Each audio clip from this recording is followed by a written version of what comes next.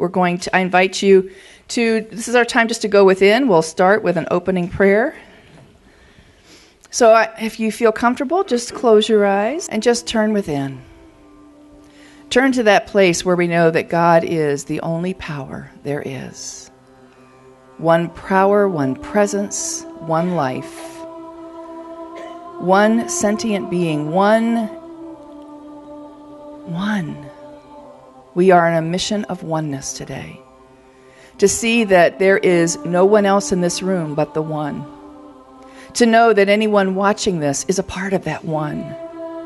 That we are all a part of this transcendent beingness. This power that knows all, sees all, and is all. And so coming from this place, I recognize that one power is within me and within every person in this room, every person watching. We are absolutely connected. There is nothing outside of this. There is no duality. Only one. Only love. Only peace. So we know that when we ourselves forget our oneness and step into the human world, we can come right back to this place, knowing that which breathes us is us. I just know that the power and glory of God is residing so perfectly and deeply within me. And I recognize that in my brothers and sisters in this room. I recognize that in the eyes of my beloved, just whoever is sitting next to me, the hand that I might be holding, the person that I connect with at the Starbucks, the person that is in the Walmart when I leave here, however the one is showing up in our lives, we recognize it and say namaste. The ancient Sanskrit word, which means the beloved in me, that divine space within me recognizes and honors that beloved and divine space in you. And so I know that we come together as one today. We come together as that perfect union of community, community, that we are absolutely united in being that space of love, creating this sacred shell within this room where unconditional love reigns supreme. I'm so grateful for in this week of Thanksgiving for us to acknowledge each other as part of our community, that we are honoring that divine beingness within each other, that we are saying yes to the sacred, that is that sacred spark that is a part of each and every person. We let go of old limiting beliefs that says there is an us and a them. That is no longer our truth. For the deeper truth is that we are one. We are one. And with a grateful heart, I just say, thank you, Spirit. Thank you, Spirit, for this truth, for this way of life, for this deepening of our spirituality today through this service.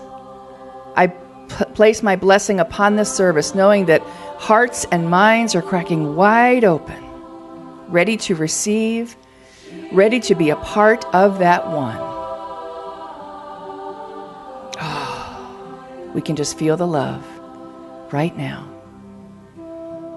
And so we simply let it be so. And together we say, and so it is. Amen.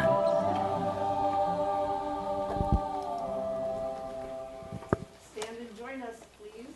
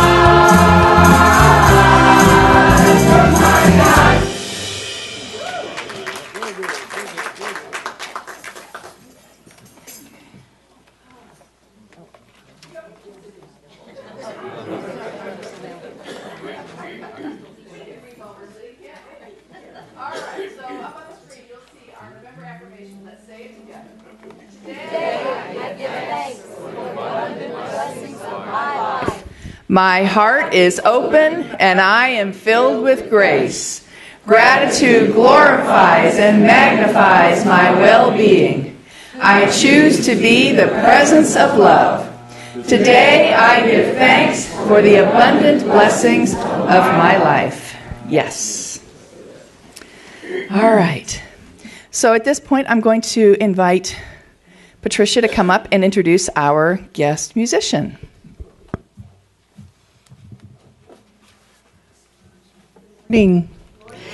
Our special music today is indeed special.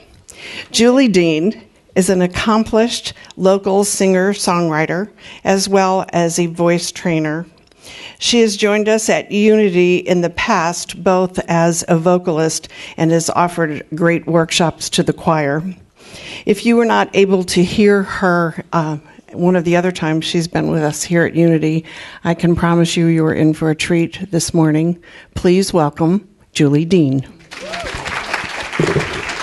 Thank you, Patricia.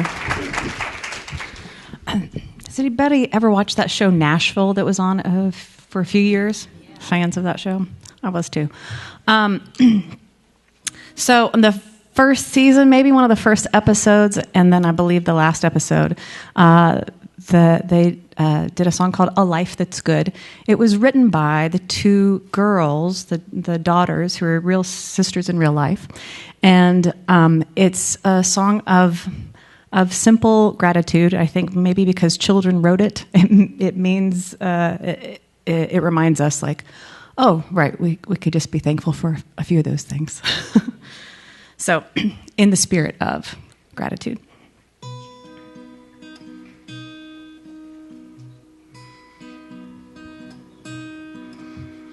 Sitting here tonight by the firelight, it reminds me I already have more than I should.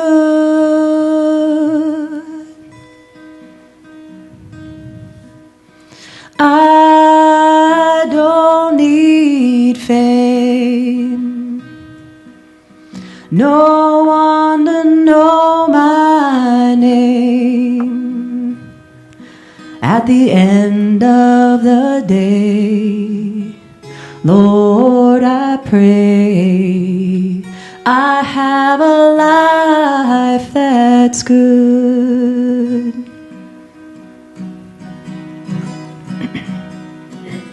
Two arms around me, heaven to ground me, and a family that always calls me home.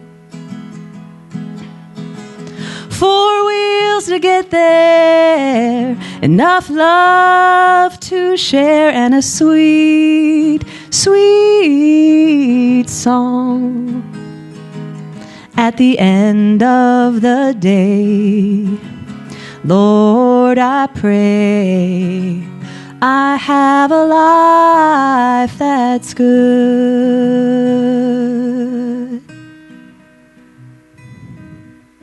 Sometimes I'm hard on me when dreams don't come easy.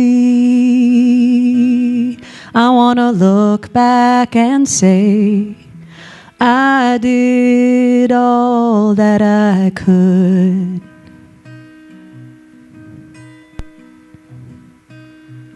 At the end of the day, Lord, I pray I have a life that's good.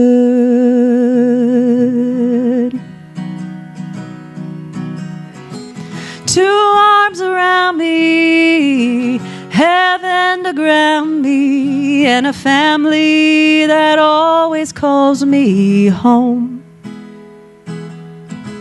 4 wheels to get there, enough love to share, and a sweet, sweet song.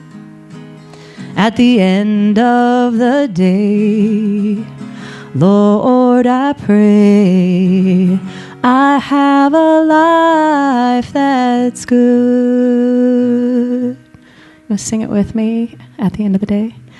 At the end of the day, Lord, I pray I have a life that's good.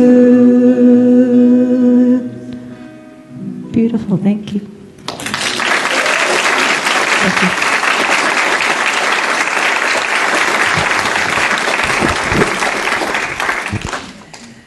Wow. Thank you, Julie. Let's give her some more love. Wow. Woo.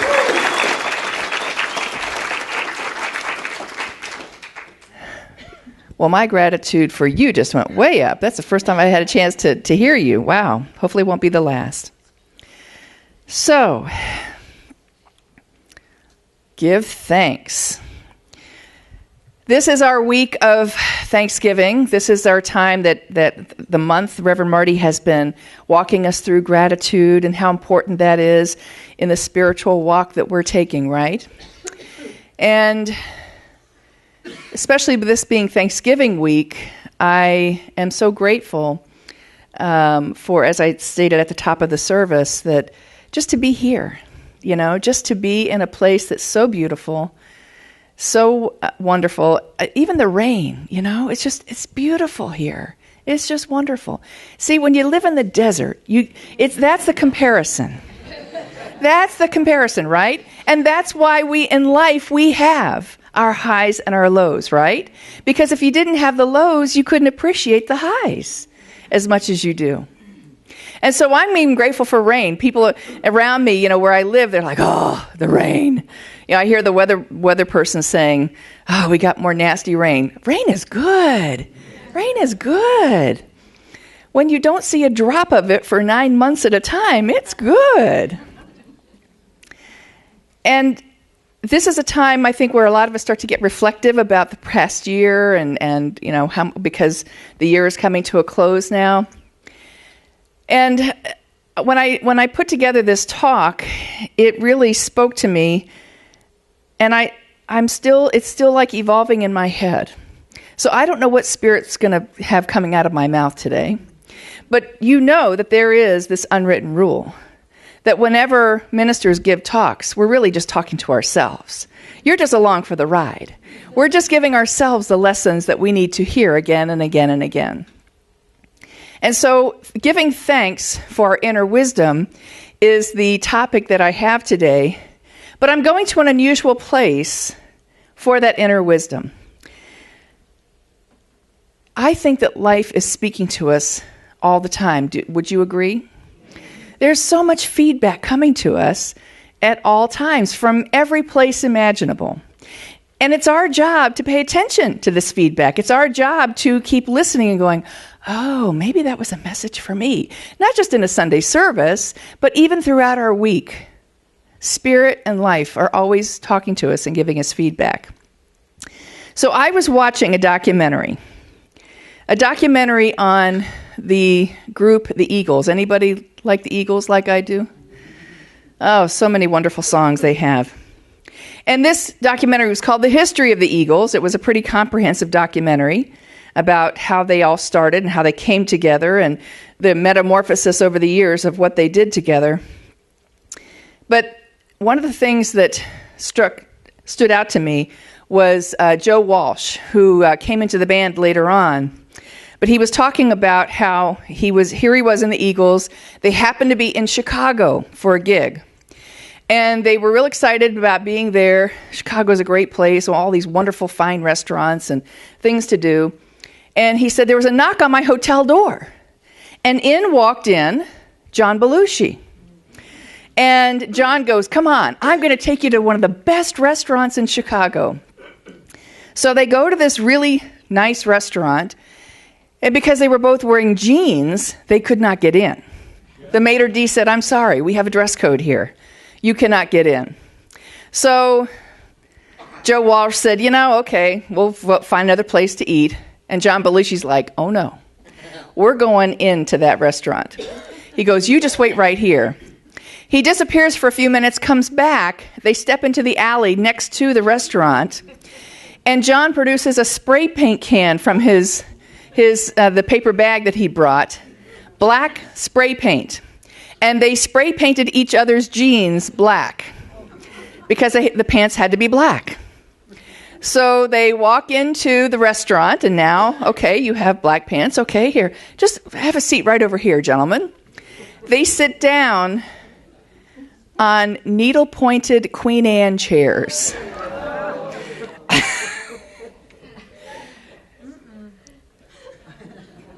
Had a very fine meal as they're sitting there. And as they got up to leave, they realized, oh, there's some black there on that needlepoint. So Joe Walsh said, we ended up backing out the door because it had kind of worn off and it was like not black on their behinds. So he said, you can spray paint your clothes, but you're always still the same you. And isn't that a wonderful lesson that we all can understand, that we can change, and a lot of us go through all kinds of machinations to change that which we are. We can lose weight, we can get a new hairstyle, we can do all kinds of things. And yet, if you're not changing that inner, you are still you. That old saying, wherever you go, there you are. Have you ever left a job because there was a really awful boss that you worked for? So you find a new job, and guess what? There's that same old new boss and a whole new body. If we don't heal, and we don't grow, and we don't do our inner work, we get to keep repeating the same things over and over. I know people who have married the same person in different bodies several times. Can I get an amen to that? Yes. And so we have to take a look. What is life constantly telling us when we are in the midst of our everyday lives? So it turns out that while I'm watching this documentary, there are several lessons about consciousness. Leave it to the Eagles to be teaching us about consciousness. So I'm going to focus on 3 of those lessons today. And the first lesson is, know when it's time to move on. There's an old picture of them. Don Henley with lots of hair. I'm still not over Glenn Fry not being with us anymore. I was so shocked when he made his transition. But know when it's time to move on. You see, that great I am within you is always pushing you forward. Ernest Holmes, the founder of religious science, said, there's a divine urge within each one of us to keep moving forward and upward, right? And that if we deny this, that's what can lead to depression and just feeling out of sorts because you're not living up to what you really want to be doing and could be doing in your life. So there was something within Don Henley and Glenn Frey when they were teenagers that said they had to be musicians. They picked up their guitars and they were just like, we got to be musicians. Now, Glenn Frey grew up in Michigan. Don Henley grew up in Texas. But they both knew that their passions were calling them to something greater than that within their hometown experience. So they performed in local bands and cut their teeth on how to be a musician, but then they knew it was time to move to Los Angeles. At that time in the 70s, that's where everything was happening in rock and roll music. So they both moved there, and they ended up playing with each other. How they met was they were each individually asked to be the backup band for Linda Ronstadt. Remember her? So here they are. They finally have this steady gig. They're making good money. And they're playing with someone who's a fantastic vocalist, who appreciates them and values them. And yet their divine urge was going, there's something more. There's something more. Now, a lot of people might have stopped here and said, this is good. This is great, as a matter of fact. Musicians would kill to get something like this. And yet, Glenn and Don both knew that they needed to go out on their own and keep moving on. So they approached Linda and said, look, there's something bigger that we've got to do. We so appreciate working with you and all that you have allowed us to learn and to grow. And yet there's something more. She was so gracious because she knew it was not her job to hold them there. It's not our job to hold anyone anywhere. We're here to encourage people. There's a reason why courage is in the word encourage. Because sometimes it takes our own courage to say, you do what you have to do. That's very hard sometimes, isn't it? Especially if you see maybe a child or someone that you really love and care about going in a direction maybe you wish they wouldn't. And yet, who knows that that wouldn't be the perfect experience to teach them what they need to learn. I know my parents probably shuddered when I told them some of the things that, I'm going to do this, I'm going to do this. And yet they had the courage to say, you can do anything you want. There was probably a few sleepless nights. And yet, the mistakes that I made me who I am. Can you agree? Did that happen in your life? The mistakes that we make, we're actually, they're not mistakes at all. It's simply feedback for what not to do again, right?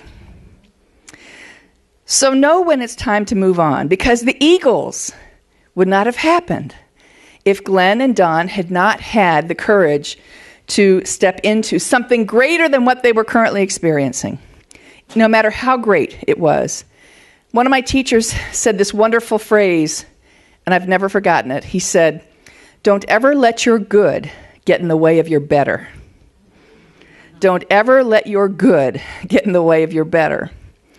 And I have thought of that many, many times when things were good, but I knew something better was out there. We have to listen. So the second lesson that I learned from the Eagles was write your own music, meaning create your own life. I saw a bumper sticker one day, and I loved it so much. It said, learn from others, but go to your own school. Learn from others, but go to your own school. And that's what this lesson is all about. Write your own music. Now, as I mentioned, Glenn Frey grew up in Michigan. He actually grew up in Detroit. And he happened to meet Bob Seger, who's also a very famous musician from Michigan. And Bob Seger was doing very, very well at the time. And here, young Glenn Frey was just up and coming. But Bob Seger liked Glenn. And he kind of took him under his wing. And he said, this is what you've really got to do if you want to make it in rock and roll, in music. And he said, one of the things you have to do is write your own songs. And Glenn Frey said to him, well, what if they're bad songs? And Bob Seger said they will be bad songs to begin with. But that's the point. When you write your own songs and you take the time to create, eventually you move into a place where you're getting better and better. That's the whole process of learning and growing. And so Glenn Frey thought, okay, I guess I need to write my songs. And you know what? I hear this from a lot of people. They know what's in their heart, but they don't. They basically say to me, but what if I can't do it? And this is where I say, this is where you got to do it. This is your time to step out. And because we don't believe there's any such thing as failure, right? It's simply the feedback of what we don't do again. This is where we get to have the courage to live by walking in faith. You know that phrase, right? We get to walk by faith. That means we can't see the outcome sometimes, but we get to live in that giant question mark called life, because there are no guarantees anyway. Even if you saw it, that's no guarantee. But we get to walk by faith and say, I don't know quite what's out there yet, but I'm being called to go to something greater than where I'm at right now. That's the whole point here. When we get to really have the courage to step into that great unknown and say, I don't know what's going to support me, yet I know that I'm going to leave my nets and cast my bread upon the water. This is walking by faith.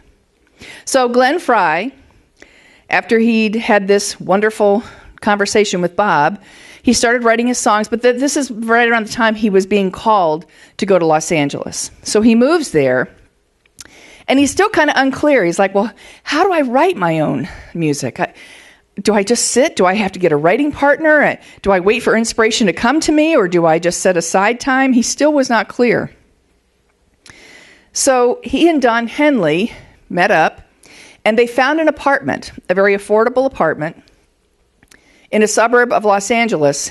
And it just so happens, I love how life gives us these coinky-dinks, as my mother called them. What a coinky-dink. Just so happens that underneath them in their apartment lives, Bob Seger, lives Jackson Browne. Jackson Browne, who at that time was writing Doctor My Eyes. That was his big hit. So Glenn Frey and Don are living in the upstairs apartment. Jackson Browne's living in the basement apartment. And so because they're musicians and they're playing at night, they usually sleep in. But he said every morning at 9 a.m., we would be awakened through the floor by the whistle of a coffee kettle, of a tea kettle. And the whistle would go off, and we could hear Jackson downstairs, and he's making himself some tea. And then a few minutes later, we hear him walk over to his piano. He starts plunking out some notes. He goes through the first verse. He goes through it again. He goes through it again. He goes through it again. Then he gets to the chorus. He goes through it again. He goes through it again. So he said, after he's going through it, all this, then we hear the whistle of the tea kettle again. And he walks over, gets some tea, and then he sits down at the piano again. He said he would go through it 20, 30, 40 times. And Glenn said, that's when the inspiration hit me. He said, I realized that's how you do it. That's how you write. And he said, it's elbow grease, time, thought, persistence. So, is that not the great equation of life? Elbow grease, time, thought, persistence. That's the key to life, my friends. That is it. And yet, in this instant society, we all get really frustrated when we're not getting it right away, right? Well, it didn't work. Well, maybe some persistence might help us. So he listened to Jackson Browne again and again and again until Jackson got it just right. And from this great lesson came an incredibly beautiful #1 song. And Don Henley agreed with Glenn that that's how you do it. Elbow grease, time, thought, and persistence. You see, there is no substitute for this. You got to do the work. You got to put the time in. Building your consciousness, I hate to break it to you, is a full-time job. It is. And yet we think we can do this part-time thing and then have the results that we want in our life, but yet it is a full-time job, a full-time occupation. The only thing, I think I'm an okay minister. The only thing I have going for me in ministry is that I've got a really good work ethic. I show up. I dress up. I'm here. I'm willing to put in the time. And it's that, I think, that provides us the springboard, the opportunities. Wasn't it Henry Ford that said, opportunity shows up in overalls, and most of us miss it because of that? Because it's hard work. It's the willingness to do the work. I was talking with a few ministerial students at a conference recently, at a minister's conference, and these students had just graduated. And they came up to me after I had done a presentation, and they asked me questions along the lines of, what do I need to do to succeed in ministry? And my answer, elbow grease, time, thought, persistence. That's the secret formula for anything, not just ministry, for life. And I found that to be such a wonderful example of a great Bible in the story that I've always loved. It's in Nehemiah 6:3. And Nehemiah, as the story goes in the Bible, came into Jerusalem. And he saw that the city walls were falling down. So he went to the king and he said, look, I'd really like to shore up the walls here and make sure that the city is fortified. And can I rebuild the walls? And the king said yes. And he made him the governor of the province. And that came with great power. And yet, because he had that power, he became very unpopular. So people could not come and go as like they wanted to. They didn't have to worry about going through a single gate. They could kind of climb the wall or walk around, and they didn't like that. And here Nehemiah is just trying to build a good wall and to protect the city. So Nehemiah got some enemies. And these enemies decided they didn't want Nehemiah around anymore. So they decided to trick him. They sent a messenger to him there as he's building the wall. I just realized building the wall. Oh, yeah. But he's building the wall, not to keep people out, but to protect that which he has. So the enemy sent a messenger with a letter asking him to join him out in the desert. He says, you're needed out there. You need to come out. Nehemiah is up on the wall working on it. And this is what he says to the messenger. I am doing a great work, and I cannot come down. I am doing a great work, and I cannot come down. Tell so-and-so that I cannot come out to the desert. I am here doing my work, and I cannot come down. Now, if you go to the Fillmore's Metaphysical Bible, you see that Nehemiah represents one who is carried away from spiritual peace, which is symbolized by Jerusalem, into the confusion of sense, which is Babylon. And the rebuilding of the walls, see, everything in the Bible is simply a story, an allegory that we can use, and the people, the walls, represent the reconstruction of our soul consciousness. So here Nehemiah is rebuilding the soul consciousness, and the people represent thoughts, because the thoughts can't come and go as they please anymore. There has to be order. There's got to be thought. Is that really something that I should be thinking? Is that a thought or belief that supports me at this time in my life? And so this is a fabulous representation that that Nehemiah is showing us, that we can rebuild our consciousness when we tap into that inner wisdom that's always there. That inner wisdom that is always giving us that right thing. Have you ever had that, well, I got a gut feeling about this? That's your inner wisdom. It might be, maybe a thought comes to you completely, seemingly randomly. Oh, what a coinky dink. And yet this is simply your divine wisdom speaking to you. And when our thoughts, people, try to distract us from rebuilding, it's our job to say, I am doing a great work. I cannot come down. Have you ever had anybody tell you, you're going to do what? What do you mean? That doesn't make any sense. Get real. That's when you say, I am doing a great work and I cannot come down. You and I have such untapped genius and potential within us if we simply open up to it. If we simply open up. The third and final lesson that I learned from the Eagles was this. Your soul's journey will take many detours. Now, I vividly remember the night I graduated from high school. I'm 18 years old. I can think back that far. And I remember thinking, wow, I got the world by the tail. I'm going to do this, and by 22, I'm going to have this, and by 30, I'm going to have this. It's laughable now. All the plans I had, Spirit was simply laughing her butt off, going, okay, you just go for it. I had no clue that all the detours that were going to come into my life. Has anyone besides me had a few detours? Just a few. Just a few. You think from point A to point B, and Spirit has a whole other plan for you. And yet, those plans turned out to be the best when we simply allow them to be. I don't know a single person who has ended up where they thought they'd be. Everybody has been in plan B, plan C, or even plan Z.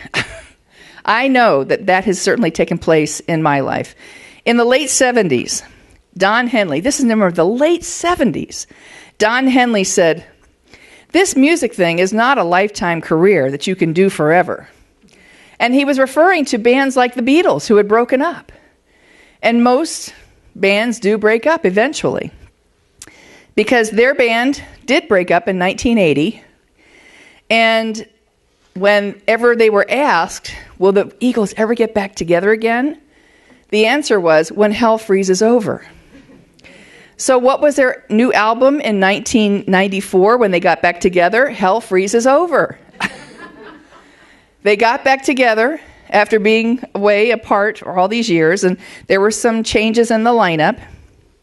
But in 2012, Don Henley said this, we never, in our wildest dreams, figured on being this successful and lasting this long.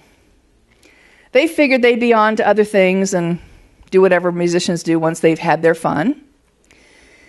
And yet, Joe Walsh had this to say, as you live your life, it appears to be anarchy and non-related events. And later when you look back at it, it looks like a finely crafted novel. And a lot of the Eagles story is like that. Can you relate to that? I look back and I see, oh, that's why I went through that. That's what that experience was for. And as soon as I let go of these preconceived notions, it's got to be this, that's the only way I'm going to be happy, guess what? Life hands you so many other wonderful things if we're simply open to it. And here is a spiritual paradox. In order for you to not only survive, but to thrive, you need to surrender your control. Any other recovering general managers of the universe besides me in here? Not only could I tell you what was best for my life, I could tell you what was best for your life. I knew everything. And what I have found is when we simply let go and surrender, that everything, and I do mean everything in our life, is happening for a reason, a purpose, and is perfect. That the only life is Spirit's life living through me. And I get to celebrate that in all of its glory, in all of its shadows and light and dark. I get to celebrate all of that. So these are not detours of consciousness. They are detours of condition, and there's a difference. My consciousness can always stay firmly tuned into my divine wisdom and allow the conditions to change around me. We've all had conditions change in our life, sometimes quite severely sometimes, and yet our consciousness is still tuned into that divine. So while we're on these detours, our passion, our consciousness never wavers. Our conviction doesn't falter. We are staying true to that great I am within us. And we know that we are doing a great work and we cannot come down. So join me as we close this in prayer.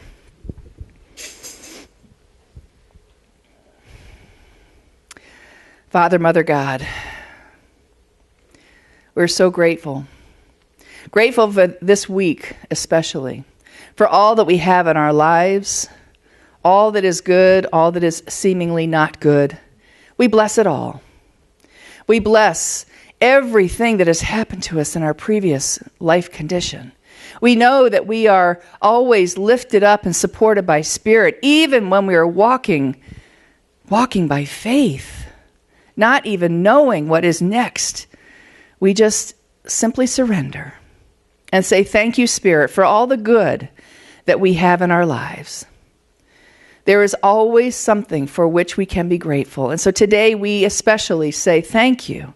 Thank you, Spirit, for all that is, all that has been, and all that will be. We are eternally grateful. I give a special blessing today for all of those who are serving our country, both in the continental United States and all the far-flung places in the world where they may be. I give them great thanks for serving, for unconditionally saying, I am here to serve a greater cause. They too are doing a mighty work, and they cannot come down. And so I simply give our blessing today upon this service, upon our town, upon our community, upon our state, upon our country, upon our world, that we are blessed to be living in this wonderful time, this wonderful life, that we have so much to be grateful for. For this and so much more, I just say, thank you, Spirit. Thank you, Spirit. I let it be so. And together we say, and so it is. Amen. Well, thanks for having me. I'm giggling at how the divine works. Because I just met Reverend Sally this morning. It's like, oh, have you been in my head all week and for 5 years, maybe? So I'm glad that I chose one of my songs to share with you. I can't wait to watch that documentary. So much of it, of your message spoke to me, and so much of the Eagles message spoke to me today. As a new songwriter, again, the giggling of the divine, it just so happened that the week my ex-husband and I separated 3 years ago was also the week I went to my first songwriting camp and wrote my first song. And after doing a couple of years of that inner work and getting that message at that time, it was time to move on. I realized I had a lot to say. And I've sung my whole life. My first solo was at the age of 6 on a church stage. And for all of my life, I have sung other people's songs. And in that moment, I knew it was time for me to write some stuff and to say and to sing some things that have been building in my heart. And for sure, you will never hear probably the first 5 or 6 or 7 of those songs because they're not that great. But they, it was a catharsis of a process for me in that moment. And so I chose as you see, the title is December. For some people, this is not the most wonderful time of the year. And while we're grateful for the things that we have, we are also inundated with society's message of what all of this should be. And for me, that divorce also meant the loss of a family. So I don't have family here in Charlotte. And so my family is in Texas and in California and in Boston.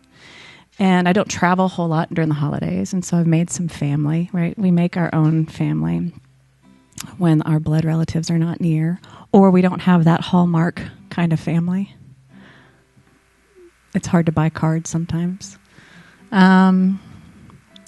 So I thought last year, as part of my, songwriting escapades, I'm going to write a holiday song. And it's going to be so cheery. And I started writing because I really love Christmas lights. They bring me a lot of joy. And in writing about the lights, I realized, well, they brighten up the darkness. And then I started writing about the darkness. And y'all, I could not get out of that darkness for a couple of weeks. I was like, this is not turning into the song I thought it was. I don't think I can write this song.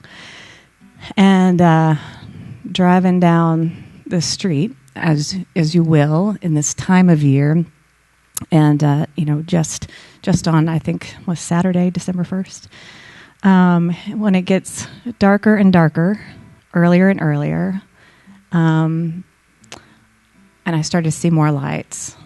The first line came to me as I've written pages and pages. Stepped outside a little after 6. Oh, and it gets so dark earlier and earlier.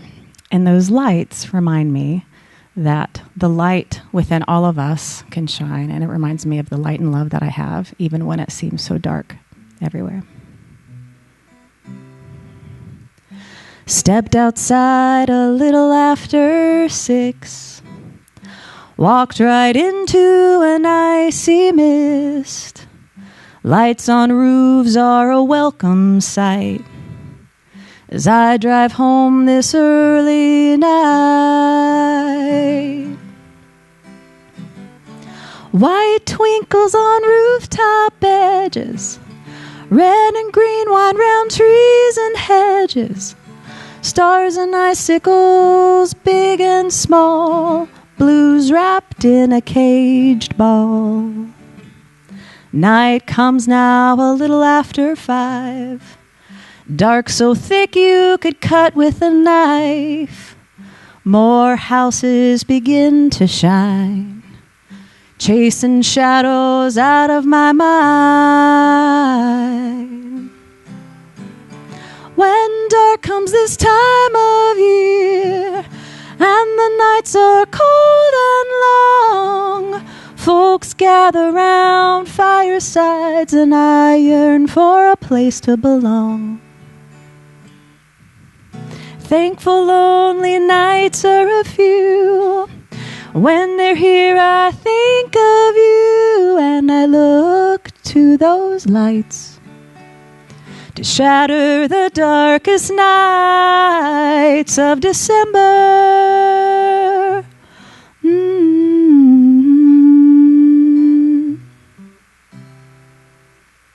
A simple strand of tiny white lights can make a tree come to life, gives me hope in the bleakest of nights that I will survive the darkest days of December. Ooh.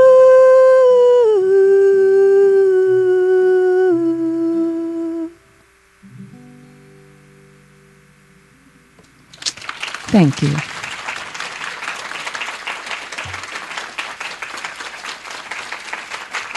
Thanks.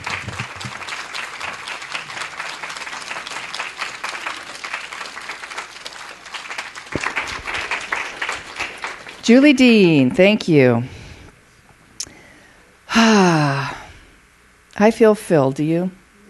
This has been a wonderful, wonderful Sunday. And we get to go out and spread that love and oneness, don't we?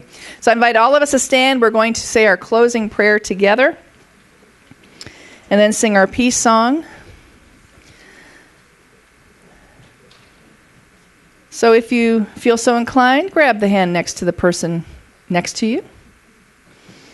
There you go. I love the creative ways we find to make ourselves connected. And so, would you please join with me in saying our prayer of protection? The light of God surrounds us. The love of God enfolds us. The power of God protects us. The presence of God watches over us. Wherever we are, God is, and all is well.